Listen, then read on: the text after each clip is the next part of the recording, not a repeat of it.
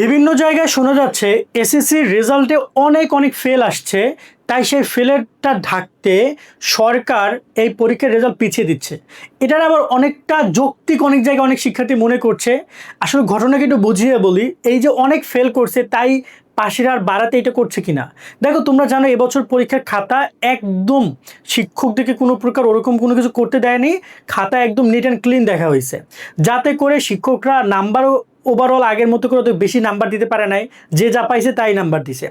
এখন এখানে এই প্রশ্নটা এই কারণে আসছে যে শিক্ষকরা খাতা দেখেছে, এখন সেই খাতাগুলোর রেজাল্ট রেডি অলরেডি। এখানে আমি একটা কথা বলি, আমরা যতটুকু বিতর্কিত ইনফরমেশন জানি, রেজাল্ট কিন্তু অনেক আগেই বোর্ড থেকে বলা হয়েছিল যে রেজাল্ট রেডি হয়ে যাচ্ছে। এবং তোমরা জানো যে ঢাকা শিক্ষা বোর্ডের চেয়ারম্যান অনেকবার করে বলেছেন যে 28 তারিখের মধ্যে রেজাল্ট আমরা রেডি করে ফেলবো। কিন্তু 28 তারিখের মধ্যে রেজাল্ট রেডি করার কথা বলেও তিনি তাহলে 10 তারিখ পর্যন্ত কেন সময় নিয়েছেন, এই প্রশ্ন অনেকের মনের মধ্যে ঘুরপাক করছে। যার কারণে অনেকেই দেখছি অনলাইনে বলছে যে ফেল করছে অনেক, তাই সেটাকে পাশে রূপান্তর করার জন্য এটা করছে। এমনকি তোমার হচ্ছে যে নির্বাচনের একটা ক্যাম্পেইন চালু করতে পারে, হয়তো বা অনেক ফেল দেখাবে, তারপর পাশ দেখাবে, এরকম করে করে বাড়ায় আর রেজাল্টের আগে, নির্বাচনের আগে অনেক ভালো একটা রেজাল্ট দেখাবে, তারপর হয়তো বা তোমার হচ্ছে যে ওভারঅল একটা কিছু করবে তারা, বা নির্বাচনী ক্যাম্পেইন এটা দেখাবে। এরকম অনেক রাজনৈতিক বিশ্লেষণ এখানে আসতেছে। তো আমরা যতটুকু রেজাল্ট নিয়ে অবজারভেশন করি, সেটাতে ফার্স্ট আমি যেটা বলবো যে সরকার বা শিক্ষা মন্ত্রণালয় এখানে একটা বলতে সবার আগে করেছে, সেটা হচ্ছে যে রেজাল্ট দেরিতে দেওয়া। কারণ এর আগে কেউ রেজাল্ট এতদিন লাগায় নাই। এমন কোন স্টুডেন্ট না যে 25 লাখ 20 লাখ 25 লাখ শিক্ষার্থী পরীক্ষা দিছে, আপনারা তাহলে রেজাল্ট আপনারা অনেক দেরি করে দেন। শিক্ষার্থীর সংখ্যাও কিন্তু অন্য বছরের মতো করে সমানই ছিল। তো এই যে এতদিন লাগানো, এটা শিক্ষা মন্ত্রণালয়ের বড় একটা ভুল। এবং এসএসসির রেজাল্ট খুব সহজে সবার আগে দেখতে গুগল প্লে স্টোরে গিয়ে সার্চ করো এসএসসি রেজাল্ট 2026 লিখে কমলা লোগোযুক্ত এই অ্যাপটি ইনস্টল করে নাও। এই অ্যাপের download link description and comment বক্সে দিয়ে দেওয়া হলো। অ্যাপসে প্রবেশ করার পরে এখানে এসএসসি রেজাল্ট অপশনে ক্লিক করে চেক কোন বাটনে ক্লিক করে ইবোর্ড সার্ভার অপশনে ক্লিক করে খুব সহজে তোমার সকল তথ্যগুলো দিয়ে এখান থেকে তুমি ফলাফল দেখে নিতে পারবে। এছাড়াও এখানে টেলিটক সার্ভার এবং বোর্ড ভিত্তিক রেজাল্ট দেখার জন্য আলাদা আলাদা বোর্ডের ওয়েবসাইটগুলো দেওয়া রয়েছে। রেজাল্ট দেখার পাশাপাশি বোর্ড চ্যালেঞ্জ, কলেজ ভর্তি এবং বোর্ড ভিত্তিক সকল ইনফরমেশনগুলো তোমরা এই অ্যাপসে পেয়ে যাবে। এবং তারা এই যে মানে এক্সপ্লেন করতেছে সেটা শোনো আগে। তাদের এক্সপ্লেনেশন হচ্ছে, তারা বলছে যে রেজাল্ট দেরি করছি কারণ রেজাল্ট অনেক ভুল অসঙ্গতি ছিল, সেগুলো সংশোধন করে ওভারঅল রেজাল্ট দেওয়া হচ্ছে, যাতে করে লাগলে একটু সময় বেশি লাগুক কিন্তু যেন অনেক বেশি সময় না লাগে, বা রেজাল্ট যেন খারাপ না যায়। আর একটা বিষয় হচ্ছে যে এই পয়েন্টের আমার একটা এক্সপ্লেনেশন হচ্ছে, স্যার যদি আপনারা এটা বলেনও তাহলে সেটা প্রায় 20 দিন কেন, রেজাল্টের কথা 60 দিন, এখন 80 দিন কেন লাগছে? এটা আপনারা লাগলে 5-7 দিন এটার জন্য লাগতে পারে, এটা আমরা মানতে পারি, কিন্তু 15 দিন লাগার কোনো মানে নাই। আর রইলো তোমার হচ্ছে যে ওই যে ফেল করছে অনেক, সেটাকে পাশে রূপান্তর করা। দেখো, আমি যদি আমার সাধারণ নলেজ থেকে বলি, এটা অসম্ভব। কেন অসম্ভব? কি শোনো, তোমাদের খাতাগুলো টিচারেরও জায়গা থেকে অলরেডি আগে দেখা, আগে বুঝো টিচার খাতাগুলো আগে দেখে ফেলেছে, তারপর সেগুলো বোর্ডের কাছে এসেছে, বোর্ড আবার এমসিকিউ দেখছে, সে নাম্বারটা আবার এসেছে, আবার ব্যবহারিক পরীক্ষার নাম্বার আলাদাভাবে এসেছে। তিনটার নাম্বার যোগ করে তবেই রেজাল্টটা প্রকাশ করা হয়, ওকে, বা একত্রিত করে হয় বোর্ডের ওয়েবসাইটে, সার্ভারে বা সফটওয়্যারে, দেন ওটা রেজাল্টে আসে।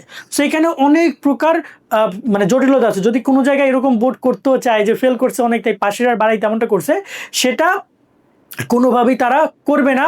তার আরও একটা কারণ হচ্ছে যে এখানে তারা যদি বলে ফেলে যে রেজাল্ট খারাপ আসছে, শিক্ষার্থীরা খারাপ লিখছে, খাতা অনেক কড়াকড়ি করে দেখছি, এইটাই স্বাভাবিক পাশের হার, এটা অসম্ভব কিছু না, এমনটাই হয়।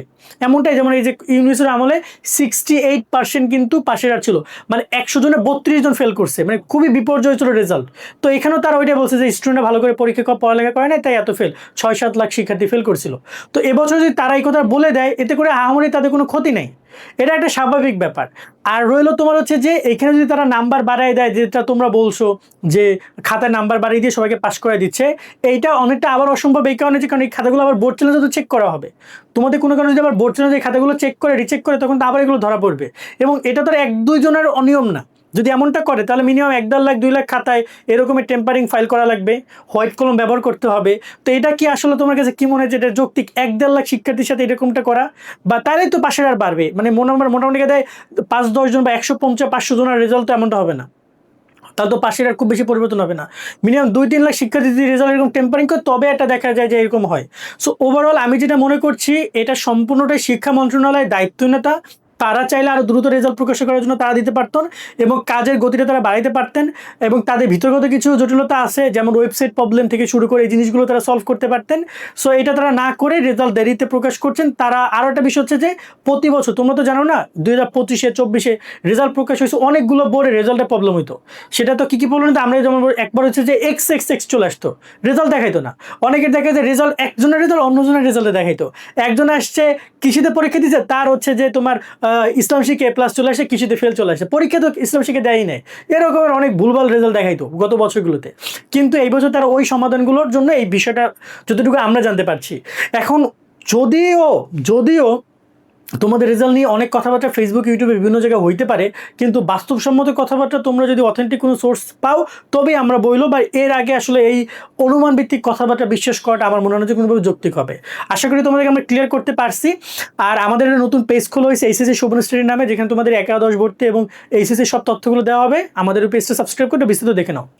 প্রিয় শিক্ষার্থীরা, তোমাদের কলেজ ভর্তি এবং এইচএসসি লেভেলের সকল আপডেটগুলো পেতে তোমরা এখনই HSC Shovan study YouTube channel এবং HSC Shovan study Facebook page subscribe ও ফলো করো।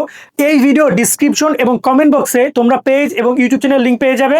তাই আপডেট মিস করতে না চাইলে অবশ্যই ফলো এবং সাবস্ক্রাইব করে আমাদের সাথে যুক্ত থাকবে।